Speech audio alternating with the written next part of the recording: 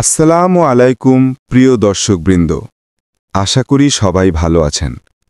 আমাদের আগের পার্টে আমরা সূরা আল বাকারার প্রথম ৫টি আয়াত নিয়ে আলোচনা করেছিলাম, যেখানে আল্লাহ তাআলা মুত্তাকিদের গুণাবলী অর্থাৎ যারা আল্লাহ ভীতি ও তাকওয়ায় জীবনযাপন করে তাদের বৈশিষ্ট্য বর্ণনা করেছেন। আজকের এই ভিডিওতে আমরা এগিয়ে যাব আয়াত ৬ থেকে ১০ পর্যন্ত, যেখানে আল্লাহ তাআলা কুফুরীদের অর্থাৎ অবিশ্বাসীদের সম্পর্কে বিশদভাবে বলেছেন। আয়াত ৬, ইন্নাল্লাযীনা কাফারু সাওয়াউন আলাইহিম আ আনজারতাহুম আম লাম তুনজিরহুম লা ইউমিনুন।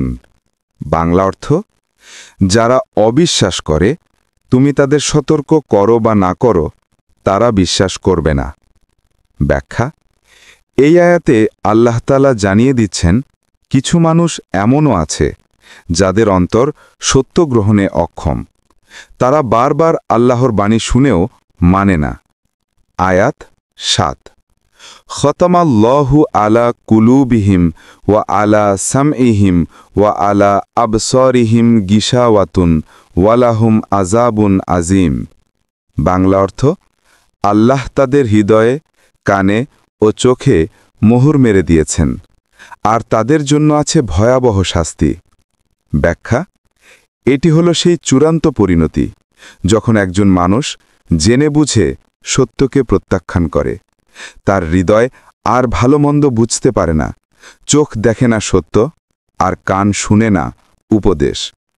আয়াত ৮, ওয়ামিনান নাসি মান ইয়াকুলু আমান্না বিল্লাহি ওয়া বিল ইয়াউমিল আখিরি ওয়া মা হুম বিমুমিনিন। বাংলা অর্থ, মানুষের মধ্যে কেউ কেউ বলে আমরা আল্লাহ ও পরকালে বিশ্বাস করি, কিন্তু বাস্তবে তারা বিশ্বাসী নয়। ব্যাখ্যা: এই আয়াতে আল্লাহ তাআলা মুনাফিকদের অর্থাৎ ভণ্ডদের কথা বলেছেন। তারা মুখে ঈমানের কথা বলে, কিন্তু অন্তরে কুফুরি লুকিয়ে রাখে। আয়াত ৯, ইউখাদিউনাল্লাহা ওয়াল্লাযীনা আমানু ওয়া মা ইয়াখদাউনা ইল্লা আনফুসাহুম ওয়া মা ইয়াশউরুন। বাংলা অর্থ, তারা আল্লাহ ও বিশ্বাসীদের ধোঁকা দিতে চায়, কিন্তু তারা নিজেদেরই ধোঁকা দেয়, তারা তা অনুধাবন করে না।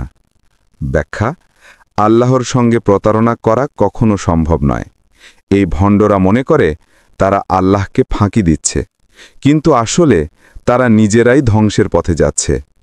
আয়াত ১০, ফি কুলুবিহিম মারাদুন ফাযাদাহুমুল্লাহু মারাদান ওয়ালাহুম আযাবুন আলীমুন বিমা কানু ইয়াকযিবুন।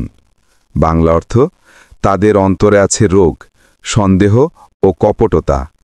আল্লাহ তাদের রোগ আরও বৃদ্ধি করেছেন, আর তাদের জন্য আছে যন্ত্রণাদায়ক শাস্তি, কারণ তারা মিথ্যা বলে।